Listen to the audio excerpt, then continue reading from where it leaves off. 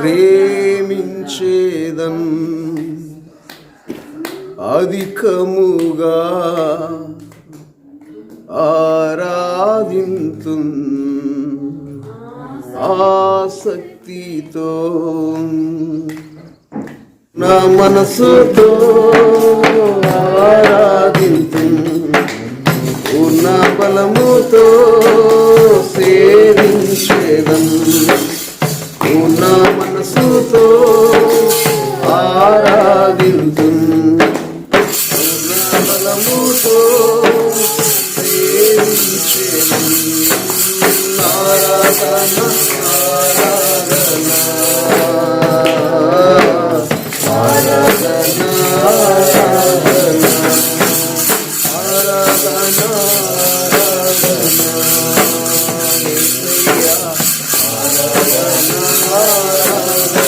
ఊకమించిన కార్యాలతో మా జీవితాలు అద్భుతాలు చేసే మహనీయుడు నీ ఎదుట ఈ మధ్యాహ్న కాల సమయంలో సాగిలి పడుతున్న ఆయన ప్రశస్తమైన మీ అమూల్య హృదయ ధారాల నుంచి సంఘాన్ని ప్రత్యేకపరుచుకున్నాం. తండ్రి యొక్క కుడిపాశను కూర్చున్నటువంటి ఘనమని ఎంచక నీవు రిక్తులుగా చేసుకుని మనుషుల పోలిక పుట్టి దాసు స్వరూపం ధరించి అంచెలంచెలుగా నీ ప్రేమను మా పట్ల చాటానికి నాయన నువ్వు చేసిన త్యాగాన్ని మరొకసారి ఉదయకాలం స్మరించుకుంటున్నాం. గత కాలం అంతా కాచి కాపాడుకుంటూ మరొక నూతన సంవత్సరంలో దయాకిరీటాన్ని మాకు అనుగ్రహించారయ్యా. దాన్ని బట్టి నేను ఎంతగానో స్తుతిస్తూ మీ చిత్తమే మా జీవితాల్లో జరిగించుకోండి. అట్టి కృపలో మేము నాయన నీ సన్నిధిలో ఎదిగే భాగ్యం మాకు దయచేయి. నీ సన్నిధిలో ఉన్న సంపూర్ణ సంతోషం ఆయన మేము హృదయపూర్వకంగా అనుభవించాలి. నీ మేలులతో మా హృదయం తృప్తిపరచబడాలి. గిన్నె నిండి పొంగి పొరలే అనుభవాలయ్యా. మా జీవితాల్లో మేము చూడాలయ్యా. నిన్ను హృదయపూర్వకంగా ఆరాధించే గొప్ప ఉన్నతమైన పరిచయంలో మేము ప్రవేశించే భాగ్యం మాకు దయచేయమని మరొకసారి హృదయపూర్వకంగా మీకు కృతజ్ఞతాస్తుతులు యేసు నామములో చెల్లిస్తూ మహిమంతా మీకు ఆరోపిస్తున్నాము తండ్రి. ఆమేన్. త్రియేక దేవునికి మీ అందరికీ ప్రభువైన యేసుక్రీస్తు నామములో నూతన సంవత్సరం శుభాకాంక్షలు. ఆయనకి ఏమన్నా కృతజ్ఞతాస్తుతులు మీకు నూతన సంవత్సర శుభాకాంక్షలు తెలియజేస్తా ఉన్నాను. మనిషి తన చెవికి ఎలాంటి విషయాలు వినిపడితే హృదయం సంతోషించింది, మనసు సంతోషించింది అంటే క్రొత్తదనం. చెప్పండి. అందుకే అంటారు కొత్త ఒక వింత పాత ఒక రోత అంట. కొత్త ఒక వింతలాగుంటుందంట. అంటే దాన్ని అనుభవించబోతాం. ఒక గిఫ్ట్ ఇచ్చారనుకోండి, ఆ పైన ఉన్న రేపర్ ఓపెన్ చేసి లోపల ఏముందని ఎదురు చూస్తూ ఉంటాం. తల్లిదండ్రులు బజార్కి వెళ్ళి ఇంటికి వస్తే తల్లిదండ్రుల దగ్గర పిల్లలు ఏం చేస్తారు తెలుసా? ఏం తెచ్చాడా నాన్నని ఎదురు చూస్తూ ఉంటారు. అమ్మ ఏం తెచ్చిందని. ఆ చూడటంలో ఉన్న సంతోషం చాలా బాగుంటుంది. చెప్పిన దానికంటే చెప్పకుండా తీసుకొచ్చిన దాన్ని చూడాలనే తపన మనిషిలో ఉంటుంది. క్రొత్తదనం ఇష్టపడతాం. దేవుడు కూడా ఎలాంటి వాడు తెలుసా? క్రొత్తదనం ఇచ్చేవాడు. చెప్పండి. ఎప్పుడు మన జీవితంలో ఏం కోరుకుంటాడు ఆయన? అయితే క్రొత్తదనం అనేది మనుషులు ఎలా చూస్తారు అంటే వేసుకునేటువంటి బట్టలను బట్టో పై అలంకరణ అనమాట. పై రూపం వాళ్ళు మార్పులు తీసుకొస్తారు వాతావరణంలో. అవి చూసి ఆ డెకరేషన్ను లేకపోతే వేసుకున్న బట్టలను బట్టో కొన్ని కార్లను బట్టో దాన్ని చూసి ఏమనుకుంటాం? ఏళ్లలో క్రొత్తదనం వచ్చింది, పాతది పోయింది. మామూలు మనుషులు అయితే ఇక కడతారు తోరణాలు తెలుసా మీకు? గడపలకి అవన్నీ తీసుకొచ్చి ఆకులు అంటే క్రొత్తదనానికి వాళ్ళు బహిరంగంగా చూపిస్తారు. కానీ మన దేవుడు క్రొత్తదాన్ని ఎక్కడ కోరుకుంటున్నాడు? హృదయంలో అంతరంగంలో కోరుకుంటున్నాడు. ఎందుకంటే పైన అలంకరణలన్నీ ఏమైపోతాయి ఒక రోజుకి. అందుకని పైన దేవుడు అవసరమైతే మనుషులందరి దగ్గర వీళ్ళు నా బిడ్డలు చూడు ఎలా ఉంటారు, దర్జాగా హోదాని హుందాని మన తరాల్లో చూడని ఆయన నమ్ముకున్న వాళ్ళకి నా బిడ్డలు అంటే ఎలా ఉంటారు చూడని చూపించదలుచుకుంటే ఎంతైనా చేయగలడు, ఏమైనా ఇవ్వగలడు. ఏడుపు వచ్చి ఇంక నాకు చాలు ఇక వద్దు అన్నంత దీవించగలడు లోకంలో. కానీ వాటి వల్ల ప్రయోజనం ఏందంటున్నా నేను? క్షణంలో అన్నీ వదిలేసి వెళ్ళిపోవాల్సిందే. అందుకే తెలివి గల వాళ్ళు ఏం చేస్తారంటే అవి చూడరు, ఏది అవసరమో దాని మీద మనసు పెడతారు. అందుకే మార్తతో అంటున్నాడు, మార్త నువ్వు విస్తారమైన పనులు పెట్టుకున్నావు మనసు నిండా, అందుకే నీకు తొందర వస్తుంది. ఏదేదో చేయాలని నేను ఇచ్చిన సమయం ఒక ఉద్దేశం అయితే దాన్ని నువ్వేదేదో నీ మనసులో కోరికలు పెట్టేసుకొని ఏదేదో ఆలోచిస్తున్నావు. కీర్తన గ్రంథం 37:4 ప్రకారం ఒక మంచి మాట ఉంది, యెహోవాను బట్టి ఆనందిస్తేనంట మన హృదయంలో కోరికలు ఆయన తీరుస్తాడు. యెషయా గ్రంథం 33:19 ఒక మంచి మాట రాస్తుంది. ఏమనుంది తెలుసా? ఇదిగో నేను ఒక నూతన క్రియని చేయబోతాను. ఏం చేస్తున్నాడంటే దేవుడు మన జీవితంలో నూతన క్రియని చేయటానికి ఇష్టపడుతున్నాడు. కొత్త క్రియను చేయడానికి ఇష్టపడుతున్నాడు. ఆయన మనసు అది కదా. చెప్పానుగా, బయట ఏమైనా కోరుకుంటే ఏమవుతుంది? బయట సంబంధమైనటువంటి బాహ్య సంబంధమైనటువంటి మార్పులు వస్తే ఏమైంది? మార్తలాగా మనం కూడా ఏదేదో. కానీ మరియా ఉత్తమమైనది ఎంచుకుంది. ఎక్కడ కూర్చుందంట? ఆమె యేసయ్య పాదాల దగ్గర కూర్చుంది. ఆమెకు తెలుసు యేసయ్య వచ్చినప్పుడు ఆయన ఎలా ఆమెకు అనుకూలంగా ఆయన ఇచ్చిన అవకాశాన్ని వాడుకోవాలి బాగా తెలుసు ఆమె. అర్థమైందండి? ఖచ్చితంగా నేను చర్చిలోకి ఎంటర్ అవుతున్నా, వెంటనే నాకు ఫోన్ వచ్చింది పాస్టర్ గారి దగ్గర నుంచి. వంశీ ఒక పిల్లోడు, వేరే చర్చికి వెళ్ళాను నేను, లోపల ఫోన్ కాల్ వచ్చింది. వంశీ అన్న బిడ్డ యాక్సిడెంట్ అయ్యి కోమాలోకి వెళ్ళిపోయాడు. యమనస్తుడే కదా, వెళ్ళిపోయాడు. అందరూ ఏమన్నా నూతన సంవత్సరంలో ప్రవేశించడానికి సంతోషంగా ముందుకు అడుగులు పెడుతుంటే ఈ కుటుంబంలో ఎలాంటి పరిస్థితి? అంధకారం, వాళ్ళ హృదయాలన్నీ వేదన. కానీ మన దేవుడు ఏం చేశాడు చెప్పండి? ఈ నూతన సంవత్సరంలో చక్కగా వేడుకలు జరుపుకునే అవకాశం మనకి ఇచ్చాడు. అర్థమైంది నేను అంటుంది? ఏంటి దేవుడికి ఏం చేయాలి మరి మనం? కాబట్టి అంతరంగంలో మార్పు ముఖ్యమా, బయటది కావాలా? అవునా? లోపలిది కోరుకోవాలి, మన మనసులోది కోరుకోవాలి కదా. ఎవరు కోరుకోగలరు? ఆ మనసులో ఉన్నటువంటి విలువను ఎవరు గ్రహించగలరంటే, మనం ఎక్కడుండాలని ఉంచాడో దేవుడు అక్కడ ఉండాలని తెలుసుకున్న వాళ్ళే ఆ పని చేయగలరు. మనల్ని ఎక్కడ ఉండాలనుకుంటున్నాడు దేవుడు? అది. కానీ ఒక వ్యక్తి తెలియక ఎక్కడున్నాడు తెలుసా? గెరాసీనుల దేశం, మీకు తెలుసు. 2000 సేన 2000 దయ్యాలు పట్టినాయి ఆయనకి. ఊర్లో ఉండాల్సిన వాడు ఎక్కడున్నాడు? అతను వెళ్ళి ఎక్కడున్నాడు? సమాధుల్లో ఉన్నాడు. ఎక్కడున్నాడమ్మా? సమాధుల్లో ఉన్నాడు. కారణం ఏంటి? అతను ఎక్కడుండాలో అక్కడ ఉండకుండా చేస్తుంది ఒకడు. అవునా? ఎక్కడుండాలో అక్కడ ఉండకుండా అతని మనసును ఏం చేస్తుంది? కొన్ని భయంకరమైన శక్తులు ప్రేరేపిస్తున్నాయి. కాబట్టి అతను సుఖం లేదు, సౌఖ్యం లేదు, ఇబ్బంది పడతా బాధపడతా అనుభవించడానికే బతుకుతున్నాడు. దేవుడు మనకు సమయం ఎందుకు ఇచ్చాడు? సంతోషించడానికి. చెప్పండి, ఎందుకు ఇచ్చాడు? మరి సంతోషం ఎక్కడుంటుంది? అంతే. అది ఎవరికి తెలుసు? దేవుడితో ఎవరైతే కనెక్ట్ అయి ఉంటారో, దేవుడి మాటలు వింటారో వాళ్ళకి తెలుసు అది దేవుడి సన్నిధిలో ఉందని. దేవుడితో సంబంధం లేని మనుషులు సంతోషం ఎక్కడ ఎత్తుక్కుంటారంటే చెప్పండి, ఎక్కడ ఎత్తుక్కుంటారు? మేము మొన్న చర్చికి వెళ్ళి వస్తుంటే వాడు అసలు బండి ఎంత స్పీడ్ నడుతుందో నాకు అర్థం కావట్లా. ఇక్కడ బండి ఆడికి వెళ్ళిపోయింది ఒక నిమిషంలోనే, 3 తోలుతున్నారు అంటే వాడు సంతోషం దానిలో ఎత్తుకుతున్నాడు అనమాట. అంటే అంత స్పీడ్కి వెళ్తే అదే సంతోషం అని. ఇంకో సంతోషం ఎక్కడ ఎత్తుకున్నారు రాత్రి? చెప్పండి. చాలా పనులు ఉన్నాయి వాళ్ళకి, మనం చెప్పకూడదు నోటితో. కొంతమంది ఒక్కో రకంగా తాగటం, ఇంకోటో దానిలో సంతోషం అనుకున్నారు. ఆ 37తో వాళ్ళకి అదే 6 గంట 1/2 గంట అయిపోయింది, ఆ సంతోషం ఆవిరైపోయింది. ఇప్పుడు వెళ్ళి వాళ్ళకి హ్యాపీ న్యూస్ చెప్పామంటే మన మొహం ఇట్లా చూస్తారు.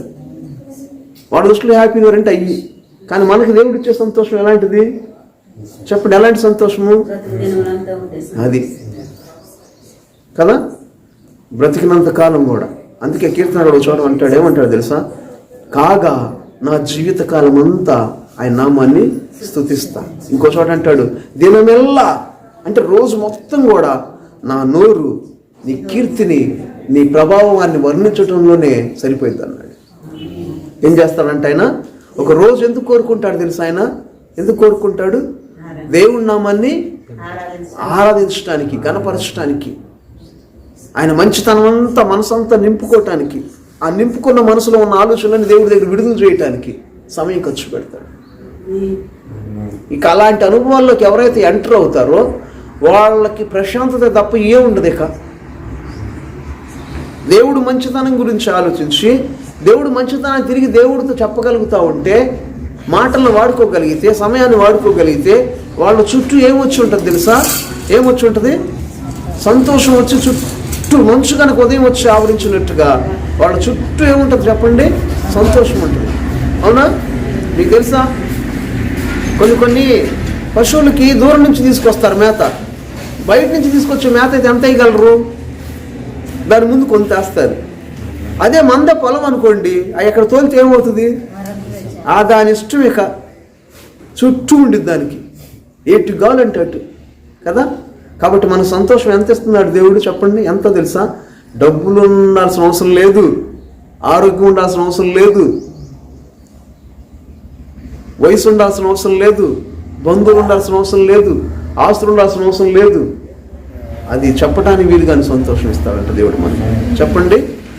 అందుకు ఒక ఆయన అన్నాడు, ఆ సంతోషానికి చెప్పనసఖ్యమైన మహిమాయుక్తమైన సంతోషం, చెప్పటానికి వీలుగాని సంతోషంతో నింపాలనుకుంటున్నాడు దేవుడు కదా. అది కావాలనుకుంటే ఏం చేయాలి? కృతజ్ఞతను నా జీవితంలో అనిపించే నాశ మనకి ఉండాలి. ఆ 2000 సేనలు పెట్టినటువంటి వ్యక్తి దగ్గరికి వెళ్ళినప్పుడు యేసయ్య చూసి అతను వెంటనే వాడిని విడిచిపెట్టి వెళ్ళిపోగానే వెంటనే ఏం జరిగింది తెలుసా? అతను అప్పుడు దాకా ఎలా ఉండేవాడు తెలుసా? పెద్ద పెద్ద ఇనప సంఖ్యలు వేసినా కూడా ఎవరు అతను కంట్రోల్ చేయలేకపోయేవారు. మామూలు మనుషులు అయితే ఏం చేస్తారు చెప్పండి? మీకు మా బారికోడ్లు దేంతో కంట్రోల్ చేస్తాము? కాళ్ళకు గుదిబండి వేస్తాం, లేకపోతే అవసరమైతే తాళ్ళు పెట్టి కడతాం. కానీ అక్కడ అయి కాదు. ఆ మనిషికి ఇనప చైన్ లేచి కట్టినా కూడా తెంచుకుంటున్నాడంట. ఇనప చైన్లు తెంచుకుంటున్నాడు. ఎంత శక్తి ఉంటుంది అతను చెప్పండి? బలమైన ఇనప సంఖ్యలు లేస్తే ఆ సంఖ్యలు లేస్తే ఇట్లా తెంచేసుకుంటున్నాడంటే అది మానవ శక్తి సరిపోయింది. అది అంటే అతని మీద ఏం పనిచేస్తుంది? దురాత్మలు పని. ఆయన జీవితాన్ని పాడు చేయాలని దేవుడు ఇచ్చిన సమయంలో ఇతని జీవితాన్ని ఏం చేయాలి? ఇతనికి ఎలా వాడుకోవాలో తెలియదు కాబట్టి దాన్ని ఇప్పుడు చిన్నపిల్లడికి 500 రూపాయల నోటు ఇచ్చి పంపించాం అనుకోండి, దారిలో ఎవరైనా కనపడి ఏం చేయొచ్చు? అవసరమైతే తెలియదు కాబట్టి తక్కువది ఇచ్చేసి అవసరమైతే ఇంతే వస్తుందని పంపించేయచ్చు. ఎందుకంటే దాని విలువ ఆ బిడ్డకు తెలియకపోవచ్చు. అట్టని దేవుడు మనకి ఇచ్చిన సమయం ఎట్టా వాడుకోవాలి మనకు తెలియలేదు అనుకోండి, ఎవరు వస్తారు మధ్యలోకి? దేవుడు రాడు, శత్రువు వస్తాడు. ఒకరోజు ఏం జరిగింది తెలుసా? మంచి మాటలు ఒక పొలంలో గోధుమలు వేసారంట. గోధుమలు వేస్తే ఏ పంట రావాలి? గోధుమ పంట రావాలి. కానీ అక్కడ ఏమొచ్చింది? గురుగులు వచ్చినాయి అంట. ఏమొచ్చినాయి? ఒక పంట వేస్తే ఇంకో పంట వచ్చింది. అంతేనా? ఈ రోజంతా మనం దేవుడి దగ్గర ప్రార్థన చేసి స్తుతిస్తే సంతోషం వచ్చింది, లేకపోతే ఏమొచ్చింది? వేరేది వచ్చింది. అవునా? గోధుమలు వేస్తే గురుగులు ఎందుకు వచ్చినాయి? ఏయిన పంట ఎందుకు వచ్చింది అని యేసయ్యకి శిష్యులు వచ్చి అడిగారు. మీరు చెప్పింది మంచి మాటలే కదా, మరి చెడు ఎందుకు వచ్చింది ఇంట్లోంచి అని అడిగితే అని అన్నాడు, వాళ్ళు నిద్రపోతున్నప్పుడు శత్రువు వచ్చాడంటే. ఎవరు వచ్చారు? నిద్రపోతున్నప్పుడు శత్రువు వచ్చాడంటే. నిద్రపోవడం అంటే అది కాదు. వాక్యం తర్వాత బయటికి వెళ్ళి మన బాధ గురించి ఆలోచించుకోవడం నిద్రపోవడం అంటే. ఇక్కడ ఇదే తింటాం, బయటికి వెళ్ళి మళ్ళీ అదే ఆలోచన, గేటు దాటంగా అదే వస్తుంది. ఈడు మళ్ళీ ఈ ఆలోచనలోనే ఆడొచ్చేస్తాడు మధ్యలోకి. వేరే దేవుడు వాక్యం కాకుండా ఏదైనా ఆలోచన వచ్చిందంటే తలుపులు తీసి రాని పిలవటమే మన శత్రువుని. అది మీరు ఇల్లు మొత్తం మంచి వస్తువుతో నింపుకొని రాత్రి పూట తలుపు తీసి పడుకుంటే ఎట్టొచ్చి దొంగతనం చేస్తాడు. ఎంత మంచి మాటలతో మన జీవితం వాక్యం చేత నింపుకొని బయటికి వెళ్ళిన తర్వాత మళ్ళీ మామూలు ఆలోచనలోకి మామూలు మనుషుల్లాగే ఆటి గురించి ఆలోచిస్తే వాడు తలుపులు తీసి రా అని పిలిచినట్టే. అర్థమైందండి? మేము కారులో వచ్చాం, తలుపులు తీసుకొని వస్తే ఏమైంది? డోర్లు వేసుకోకుండా వస్తే ఏమైంది? ప్రయాణం ఎడదాకా రాగలదా? అదే నేను అంటున్నాను. బంధించాలి దాన్ని. అట్లానే మన జీవితాన్ని దేవుడు గదిలోకి తీసుకెళ్ళి ఏం చేయాలి? మన ఆలోచనల్ని, మన మనసుని దేవుడు వాక్యంలోకి, ప్రార్థనలోకి, స్తుతుల్లోకి బంధిస్తే సంతోషంగా మన ప్రయాణం ముందుకెళ్ళిద్ది. లేకపోతే తలుపులు తీస్తే మాకు ఆటంకము, అవతలకి ఆటంకమే. అవునా కాదా? కాబట్టి ఏం తెలుసుకోవాలి చెప్పండి? ఏం అంటున్నాడు? మంచి గోధుమలు విత్తావు, మరి గురుగులు ఎక్కడి నుంచి వచ్చినాయి అంటే నిద్రపోతున్నప్పుడు, అనాలోచితంగా ఉన్నప్పుడు, ఆలోచన సరిగ్గా లేనప్పుడు వెంటనే వచ్చి. అందుకే నేను చెప్తున్నా, దేవుడు మంచోడే, విడుదల వల్ల నాశపడుతున్నాడు. మనం ఈ బాధల్లో కష్టాలు ఉంటాయి, ఆయనకి ఇష్టం లేదు. చిన్న పిల్లలు లేకదూడ సంతోషం ఉంటుంది. లేకదూడ ఎలా ఉంటుంది? గంతులు వేస్తూ ఉంటుంది. చూసారు ఎప్పుడైనా లేకదూడని, చిన్న దూడని? అట్లా ఆనందించాలని చేశాడు మనకు. సమయం ఇచ్చింది కూడా, సంవత్సరం ఇచ్చింది కూడా అందుకే. అయితే చెప్పండి, నేను అలానే ఉండాలి, దీనికోసమే ఉన్నాను అనే విషయం మనం మర్చిపోయామంటే ఒక్క నిమిషం చాలు. మర్చిపోతే ఒక్క నిమిషం చాలు పాడైపోవటానికి. ఎంత పెద్ద కట్టుకున్న కలపతో ఇల్లు నిర్మించిన ఒక్క అగ్ని అట్టగానే రైలుస్తే ఏమైపోయింది? కొన్ని సంవత్సరాలు కట్టిన ఆ చెక్కలతో ఈ బిల్డింగ్ అయినా క్షణంలో, ఒక్క క్షణం చాలు ఇది అయిపోవటానికి. అర్థమైందా? కాబట్టి ఒక్క క్షణమైనా మన మైండ్ నుంచి వాక్యం వెళ్ళిపోయింది అనుకో, ఒక్క క్షణం చాలు ఏమైపోయింది? ఒక రైల్లో ఒకరు ప్రయాణం చేస్తున్నారు. ప్రయాణం చేస్తుంటే బంగారం ఉంది వాళ్ళ దగ్గర. చాలా విలువైంది, కోట్ల రూపాయలది ఉంది. ఆ బంధువులందరూ ఆయన కుటుంబ సభ్యులందరూ ఉన్నారు. మరి మేలుకొని ఉండాలి కదా. అందరూ మేలుకోకుండా ఏం చేశారంటే వంతులు వారు నిద్రపోదాము, ఒకరి తర్వాత ఒకరు చేయండి అంటే చివరి వంతు ఎవరికి వచ్చిందని పెద్దానికి వచ్చింది. వాళ్ళకి అనుమానం వస్తుంది, పెద్దవాడు కదా మేలుకొని ఉంటాడు లేదు. ఆయన అన్నాడు నేను ఉంటా అన్నాడు. సరే ధైర్యంగా చెప్తున్నాడు కదా అని ఆయన చేతులు అది పెట్టేసి వీళ్ళు నిద్రపోయారు. ఒక్క క్షణం ఆయన కళ్ళు అట్టు మూసి తెరిసే లోపల చేతులు లేదు. మన శరీరం బరువు ప్రార్థన చేయలేదు అది. మనసు అటు వెళ్ళలేదు అసలుకి. శత్రువు ఇదే. మన మైండ్ కూడా ఏ చదువుతూ ఉంటుంది వచ్చి. పేరుకి ఏమో 2024లోకి వచ్చాం, ఆలోచన మాత్రం 2023లోనే ఉంటాయి మనకి. ఇప్పుడంట ఒక పరిస్థితి నుంచి పారిపోవాలనుకున్నాడంట. తీసుకెళ్తుంటే ఒక పెద్ద స్టీమర్లో చిన్న చిన్న పడవలు కూడా ఉంటాయి, ప్రమాదం వస్తే తప్పుకోవడానికి. తప్పుకుందాము చెప్పకుండా అని చెప్పి ఆ చిన్న పడవలోకి ఎక్కేసి తెడ్లేస్తున్నారంట. ఏసీ ఏసీ ఏసీ తెల్లారింది కదా, చాలా దూరం వచ్చేసాం కదా అని చూస్తే ఆ పెద్ద స్టీమర్ దగ్గరే ఉందంట ఇంకా ఈ బోటు. ఏందిరా రాత్రి అంతా నడిపాం కదా, ఇక్కడే ఉన్నాం ఏంటంటే ఆ పెద్దదానికి చిన్నదానికి తాడు దించలేదంటాళ్ళు. అది ఎక్కడుంది? తాడు దించకుండా పెద్ద బోటుకి చిన్న బోటు తాడు దించకుండా తెడ్లేస్తున్నారు. ఎక్కడుంది అది? తెల్లారిన అక్కడే ఉంది. అట్టని మన జీవితంలో కూడా మన పాత ఆలోచనలు ఉంటాయి చూసారా, దేవుడు వద్దన్న ఆలోచనలు ఉంటాయి. అవి పెట్టుకుంటే మనం ఎంత ముందుకు వెళ్దామని ఆడే ఉంటాం. ఇక ఎక్కడుండాలంటే ఆడే ఉన్నాం. ఒక వ్యక్తి పాతలో ఉన్నాడంటే రుజువేందో చెప్పమంటారా? పాత ఎట్టంటే చిరిగిపోయి భయంకరమైన వాసన వస్తా అట్టుంటాయి. కొత్తదనం సెంటు కొట్టకపోయిన పర్వాలేదు బాగానే ఉంటుంది. అట్టానే పాతది అంటే వాక్యం కానీ దేవుడు చెప్పని మన సొంతం ఈ లోకంలో ఎట్ట బతకాలి, నా కుటుంబం ఏంది, నా బిడ్డలు ఏంది, నా పరిస్థితులు ఏంది, నా జీవితం ఎలా అయిపోతుంది, ఇంకెక్కడికి వెళ్ళిపోయింది, ఇలాంటి సొంత ఆలోచనలే అయ్యే పాత ఆలోచనలు. అయ్యున్నంత వరకు సంతోషం దేవుడి దగ్గర నుంచి పొందలేము మనం అసలుకి. ఆయన ఇస్తానే ఉంటాడే, మనం తీసుకోలేము అంతే. కారు డోర్లు వేసేసి గిఫ్ట్ ఇస్తున్నారు నాకు, ఎట్ట తీసుకుంటాను నేను? తలుపు అనుకున్నా నేను, మీరు తలుపు యువతలుండి మీరు కొడతాడే నేను తీయలేదనుకో, మీరు ఎంత విలువైన తీసుకొచ్చి నేను తీసుకోలేను. అట్లానే నా ఆలోచన నేను ఉన్నప్పుడు, నేను నా కుటుంబాన్ని మన ఆలోచన ఉన్నప్పుడు దేవుడు ఎంత సంతోషం ఇచ్చినా మనం దాన్ని పొందలేము. తప్పు ఎవరిది అంటున్నా ఇప్పుడు? మందా దేవుడిదే?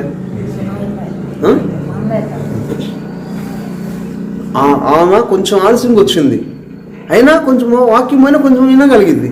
అట్టని కొన్ని సందర్భాల్లో 1 గంట 2 గంటలు మన మైండ్ లోకం మీదకి వెళ్ళినా కనీసం 3 గంటల కన్నా దేవుడి దగ్గర రావాలంటున్నా. మిగిలిన జాంగిరిలో వెనకొచ్చి భోజనాలు మిగిలేదు, అదన్నా తిందామంటున్నా దేవుడి దగ్గరికి వచ్చి. మనకు పొద్దున్నే ప్రేయర్ చేసుకొని ఫ్రెష్గా ఇస్త్రాకు నిండా తినే టైప్ ఉండదు కొంతమందికి. అంటే పొద్దున్న లేవగానే స్తుతించే మనసు ఉండదు కొంతమందికి. పనులన్నీ అయిన తర్వాత మొదలు పెడతారు. ఇక స్తోత్రం లోపల ఎవరో ఒకరు వస్తారు లోపల. ఈ లోపల జాంగిరి కూడా మిగలదు. చివరికి వచ్చాక భోజనానికి మజ్జిగలో కూడా నీళ్ళు పోసిపోతారు. ఇక అది అనమాట. సాయంత్రం చేద్దాంలే ప్రార్థన. ప్రాణం ఏమన్నా పొద్దున దేవుడు ఇవ్వాలి మనకి, మనం ఏమైనా ప్రార్థన తానికి చేద్దాం దేవుడికి. తోడేసి దానిలో సరిగ్గా మజ్జిగ అయిపోతే ఎట్టుంటుందో పెరుగు అట్టుంటుంది మన బతుకు. అర్థమైంది నేను చెప్పింది? కాబట్టి మన మనసును మార్చుకోవాలి. మీ మనసు క్రొత్తదవ్వాలన్నాడు. ఏమవ్వాలి? ఒక మాట చెప్పి ముగించిపోతున్నా. గాడిదలు పోయి ఎత్తుక్కుంటున్నాడు ఆయన, అంటే ఆ కుటుంబం కోసం ఆలోచిస్తున్నాడు. ఎదుగుతుంటే ఒకళ్ళు అన్నారు, అది తర్వాత సంగతి, నువ్వు ఎంత ఎతికినా దొరకవయ్యి, దేవుడు సంబంధించిన ఒక దేవుని బిడ్డ ఒక ఆయన ఉన్నాడు ఇక్కడ, ఆయన దగ్గరికి వెళ్ళు, పని తొందరగా అయిపోయింది అన్న. అర్థమైందా? అట్లానే మనం దేవుడి సన్నిధికి రాకుండా, దేవుడి సేవకులతో కలవకుండా మనం ఏదో అని మనం ఎన్ని ప్రయత్నాలు చేసినా పని తొందరగా కాదు. ఎందుకంటే దేవుడు జాలి పడిపోతే ఏమైంది చెప్పండి మీరు? దేవుడు జాలి పడిపోతే ఏమైంది అంటే ఏమవుతుంది తెలుసా? సరిగ్గా రోడ్డు లేకుండా మేము చర్చికి కూడా డైరెక్ట్గా రాలేము, అటు రావాల్సి వచ్చింది అడ్డాలుగా. దేవుడు జాలి పడాలి మన మీద కదా. అర్థమైందా? ఎవరు జాలి పడాలి మన మీద? దేవుడు ఒక్కసారి జాలి పడితే అద్భుతాలు. ఒకరోజు నేను స్కూల్లో పనిచేస్తున్నా టీచర్గా. వర్షం పడుతుంది, ఆ పాఠం చెప్తా ఆ కిటికీలోంచి బయట చూడన్నాడు. ఆ మనసు వస్తుంది, దేవుడు అల్లు చూడంటున్నాడు. ఏంది వర్షం చూసేదంటే, ఆ పొలంలో ఒక ఆయన బిందు పట్టుకుని నీళ్ళ పోత పోస్తున్నాడు. అప్పుడు దేవుడు అన్నాడు, అతను ఉదయం నుంచి సాయంత్రం దాకా ఆ పొలం తడపాలంటే ఎంత కష్టపడాలి, లోపల దిగి అది తీసుకెళ్ళి బయటకు వచ్చి అదంతా నింపాలంటే ఎంత కష్టం. నేను ఒక్కసారి వర్షం పంపిస్తే ఎంత తొందరగా పని జరిగింది అన్నాడు దేవుడు. అర్థమైందా? ఆయన కొన్ని గంటలు రోజంతా కష్టపడితే కూడా కొంత తడపలేడు ఆ పొలాన్ని, ఆ బిందు నీళ్లు తీసుకొని. దేవుడు వర్షం పంపిస్తే, అందుకే రైతులందరూ ఏమనుకుంటారు తెలుసా, ఎన్ని ట్రాక్టర్లు ఉన్నా ఎన్ని మోటార్లు ఉన్నా వర్షం పడాలని కోరుకుంటారు. ఎందుకు తెలుసా? ఆయన ఒక్కసారి జాలి పెడితే మనం రెక్కల ముక్కలు చేసుకొని మోటార్ వేయాలంటే ఫీజుగా డబ్బులు కట్టాలి, కరెంటుకి కూలి పనులు పిలవాలి. మీరు ఒక విషయం తెలుసా, పొలం చదునుగా చక్కగా పొదును చేయాలంటే బ్లేడ్లు పెట్టి లాగాలి కదా ఈ ట్రాక్టర్తో. అదే దేవుడు వర్షం పంపించంట, బ్లేడ్ కనుక గడ్డం చేతి కట్టేది అంత పొదును తీసుకొస్తాడంట. దేనికి? పంటకి. ఆయన జ్ఞానం ఎక్కడ, మన జ్ఞానం ఎక్కడ? అందుకే పొద్దున్న లేచి ఈరోజు నా వల్ల ఏది కాదయ్యా, నా వల్ల కనీసం ఒక చిన్న పూసుకు పుల్ల కూడా నేను ఎత్తి పక్కన పెట్టలేను, నీ శక్తి లేకపోతే నేను చేయగలిగిందంతా నేను అవమానం తెచ్చుకోవటమే, నా టైం అంతా వేస్ట్, నా డబ్బులంతా వేస్ట్, ఇంట్లో కూడా నాకు విలువ ఉండకుండా పోగొట్టుకుంటా. నువ్వు చెయ్య ముందు నడవని దేవుని బతులు నడుకోవాలి. ఈ సంవత్సరం అంతా ప్రతిరోజు ఆయన ముందు నడవమానండి. సూర్యుడు లేకుండా పొద్దున్న నువ్వు ఎన్ని లైట్లు వేసుకుంటే ఏం పని జరిగింది అంటున్నా నేను. సూర్యుడు లేడు, లైట్లు వేసుకొని ఎంతకాలం ఎన్ని పగలు గడుపుతాం అంటున్నా నేను. రాత్రి అంటే పర్వాలేదు. అట్టనే దేవుడు లేడు మన జీవితానికి, మనం ఎంత ప్రయత్నం చేసినా వేస్టే. అందుకని చిన్న బిడ్డలు కనుక తల్లిదండ్రులు లేకుండా ఊరు వెళ్తే ఎట్ట తప్పిపోతారో, దేవుడు ముందు నడవకుండా మనం నడిస్తే తప్పిపోతాం మనం. కాబట్టి ఏం చేయాలి ఇప్పుడు మనం? ముందు ఆయన, వెనక మనం. అప్పుడు కొంతమంది పిల్లలు ముగించైపోతున్నా. ఒకరోజు ఇక్కడే గుళ్ళాపల్లిలో అప్పుడు అక్కడ చేశాను, ఆ కాలేజీలో చేస్తే ఒకరోజు రోడ్డు మీద ఖాళీ ఉందని వెళ్తున్నా. రోడ్డు మీద ఏం కనిపించినాయి తెలుసా? 2 చిన్న చిన్న చెప్పులు. ముందుకెళ్తే చిన్నపిల్లడు లారీలు ఎంత వేగంగా వస్తాయి, ఆడ కళ్ళు తీసి చూసే లోపల అక్కడ ఉందనుకుని అంత స్పీడ్గా వస్తుంది. భయం ఆ నేషనల్ హైవే మీద వెళ్ళాలంటే. మరి ఆ పిల్లడు తండ్రి చేయి పట్టుకోకుండా చదువుతానే ఉన్నాడు. అప్పుడుదా పట్టుకొని వదిలేశాడు. ఈ లోపల ఏమైంది తెలుసా? ఆయన అటు తీసి చూసే లోపలే పేస్ట్ ఉంటుంది చూసారా, అట్ట అయిపోయింది అసలు. ఆ అబ్బాయి బాడీ మొత్తం అతుక్కుపోయింది అనమాట. బాడీ కానీ పట్ల మెదడు కానీ లోపల ఎన్ని పేస్ట్ పూసినట్టే, కోడిగుడ్డ అట్టేసినట్టు అయిపోయింది రోడ్డుకి. చెప్పులు కనపడి మనిషి కనపడాల. మనం కూడా దేవుడి సన్నిధిలో సమయం ఖర్చు పెట్టకపోతే మనం కూడా ఎంత అయిపోతాం. పేస్ట్ మన జీవితాలు. కష్టపడి ఇంటికి వస్తాం, బాధే, మనసు అంతా దుఃఖం, ఇంట్లోతో కూడా మాట్లాడబుద్ది కాదు. ప్రయత్నంగా జరిగింది కానీ ఫలితం ఉండదు. అట్ట బతకాలని దేవుడు మనల్ని చేయాల. నూతన సంవత్సరం అంతా దేవుడు అద్భుతం చేయాలనుకుంటున్నాడు మన జీవితంలో. ఉన్నతమైన, ఎంత అంటే పట్టణంత విస్తారమైనటువంటి, అర్థమైందా? దేవుడు ఆశీర్వాదం నింపాలనుకుంటున్నాడు. ఎవరికి నింపుతాడో తెలుసా? ఇవన్నీ వేస్ట్, ఎంత ఉన్నా అనుకుంటారే వాళ్ళకి ఇస్తాడన్నీ. ఈ నాకు కావాలనుకున్న వాళ్ళకి ఇవ్వడు దేవుడు ఎప్పుడు కూడా. అర్థమైందా? కావాలనుకున్న వాళ్ళకి ఇవ్వడు దేవుడు. ఈ అంతా వేస్ట్లే, అసలైంది ఒకటి ఉంది అనుకున్నవాడికి ఇస్తాడు. లేకపోతే బస్సులో సీటు కూడా ఇవ్వడు కనీసం, మనకి నుంచొని వెళ్ళాల్సిందే. అర్థమైందండి? ఏం చేద్దాం ఇప్పుడు మనం? ఏం చేయాలి? సమయం ఎవరిది? ఆ సమయం తిరిగి ఎవరికి ఇవ్వాలి? అది వాళ్ళు గొప్పోళ్ళు. అందుకే ఆ 2000 సేవలను బట్టిన ఆయన ఎప్పుడైతే ఆ దెయ్యాలు వదిలిపోయినాయో, ఎక్కడ సమాధులు తిరిగాడు అంటున్నాడు యేసయ్య, ఇక నేను అక్కడికి వెళ్ళను, మంచి బట్టలు వేసుకున్నా, నీతోనే వస్తా, నువ్వు ఎక్కడికి వెళ్తే అక్కడే ఉంటాను అన్నాడు. కాబట్టి ఇప్పుడు మనం ఎవరితో ఉండాలి? ఎక్కడ? శరీరంలో మరి పనులు ఉన్నాయి కదా, కానీ మనసులో ఎక్కడ ఉండాలి? కాళ్ళు ఏమైనా భూమి మీద నడుస్తుంటాయి, మనసు ఎవరితో నడవాలి? అది నేను అంటున్నా. మనుషులుగా ఇంట్లో వెళ్తూ ఉంటాం, పనుల మధ్యలో ఉంటాం, మనసు మాత్రం దానిలో మాత్రం తేడా రాకుండా చూసుకుంటూ ఉండాలి. అర్థమైందా? దానిలో తేడా రాకూడదు. తేడా వచ్చిందా సంతోషం పోయింది. ఈ సంవత్సరం అంతా సంతోషంగా ఉండాలి మీరు, నేను ఆశపడుతున్నా. అది ఎలా సాధ్యం అంటే అంతే, ముగించైపోతున్నా. ఎలా సాధ్యం చెప్పమంటారా? విలువైన వస్తువుని మీ చేతుల్లో పెట్టి దానిలో ఒక మట్టి పాత్రలో పోసి ఇంటికి జాగ్రత్తగా తీసుకెళ్ళాను అనుకోండి. ఇక్కడి నుంచి మీ ఇంటికి జాగ్రత్త తీసుకెళ్ళాలంటే దాన్ని ఏమాత్రం కనుక మనసు దాని మీద పెట్టమని పగిలిపోయింది. అర్థమైందా? ఇప్పుడు దేవుడు అంటున్నాడు, అన్నీ నీకు ఇస్తా, నీ టయాన్ని జాగ్రత్తగా వాడుకో. నీ పాత్ర ఈ పాత్రే. దీనిలో దేంతో నింపమంటున్నాడు? దేవుని మంచి మాటలతో నింపుకొని జాగ్రత్తగా కాపాడుకుంటే రోజంతా తిరిగి లేదు ఇక మనకి. అర్థమైందండి? రైట్. దేవుడు జాలితో మనం సంతోషంగా ఉంటాం, మన కుటుంబం కూడా సంతోషం. కళ్ళు మూసుకొని ప్రార్థన చేద్దాం. తండ్రి నీకు స్తోత్రాలు. నూతన సంవత్సరం ఇవ్వటం వెనక ఉద్దేశం ఏంటి అంటే, మేము నాయన సంతోషాన్ని అనుభవించాలని, నీ దగ్గర ఆనంద ప్రవాహం ఉంది, దానిలో మేము తాగాలని, పరలోకాన్ని భూమి మీద అనుభవించాలని, ప్రశాంతత ఎలా ఉంటుందో ప్రజలు చూడాలని పౌలు శీలలు నాయన చూడగలిగారు నీ యొక్క సన్నిధిని. వ్యతిరేకమైన పరిస్థితుల మధ్యలో వాళ్ళకు ఒకటే తెలుసు, ఈ సందర్భంలో మేము కనుక స్తుతించలేదా ఇంతకంటే మా పరిస్థితి దిగజారిపోయిందని. పరిస్థితుల వైపు చూస్తే ఏమైందో వాళ్ళకి తెలుసు, అందుకే అటు చూడట్లా. ఒకవైపు చూస్తున్నారు, చూడటానికి మాటలను వాడుకుంటున్నారు, మనసును వాడుకున్నారు. వాళ్ళు ఆయుధాలలాగా, వాళ్ళ దగ్గర చూడటానికి ఆయుధాలు లేవు చేతుల్లో, కానీ వాళ్ళ దగ్గర ఉన్న ఆయుధాలు ప్రపంచాన్నే గెలవగలిగినాయి. వాళ్ళున్న ఆయుధాలు ఒక కుటుంబాన్ని దేవుడి కోసం సంపాదించగలిగినాయి. కారణం వాళ్ళు స్తుతించారు, అదే వాళ్ళ ఆయుధం. పాటలు పాడుతున్నారు, అదే వాళ్ళ ఆయుధం. ఆ పాటలు స్తుతులతోనే ఒక కుటుంబాన్ని దేవుడి దగ్గర నడిపించారు.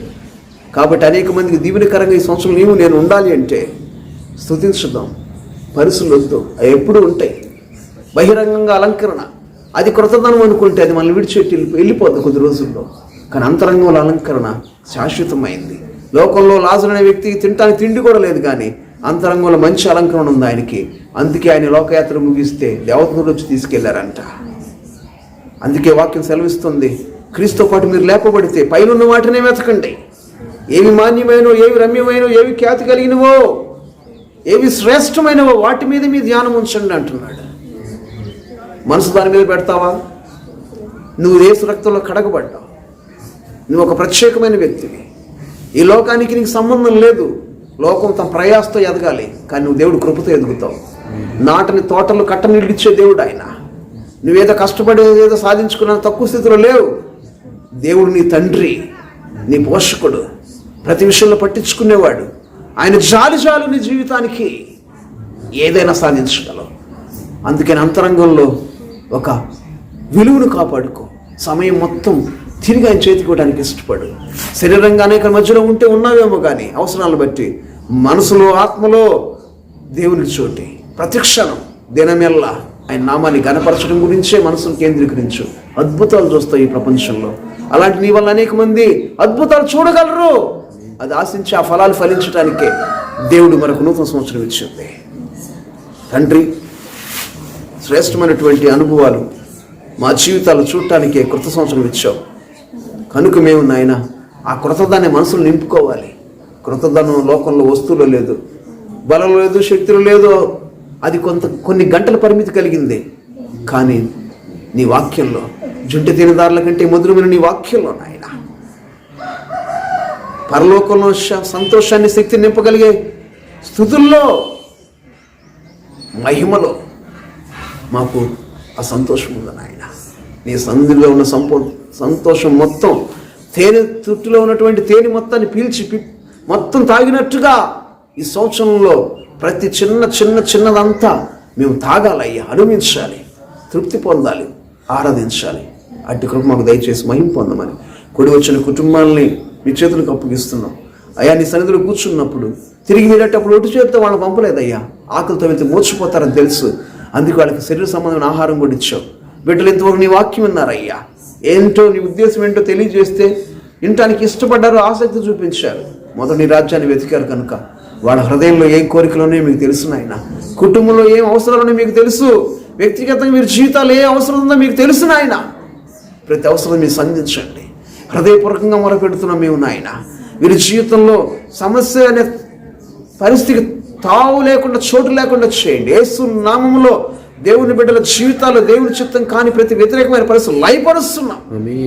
యేసు నామములో ప్రతి ఒక్క అనారోగ్య పరిస్థితి, ఆర్థిక ఇబ్బందులు, మనసును కృంగదీసే పరిస్థితి, ఆలోచనలు కానీ, వెనక్కి లాగే స్థితి కానీ ఏది పని చేయడానికి వీళ్ళు చేస్తున్నాం, ప్రతి కాడి చేసిన విరిగిపోవును కాక.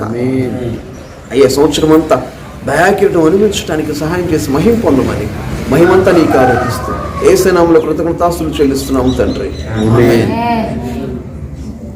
తండ్రి అయిన దేవుని యొక్క ప్రేమ, ప్రభువైన యేసుక్రీస్తు వారి కృప, పరిశుద్ధాత్మ దేవుని అన్యోన్య సహవాసము ఇప్పుడు ఎల్లప్పుడు సదాకాలం తోడు నడిపించును గాక.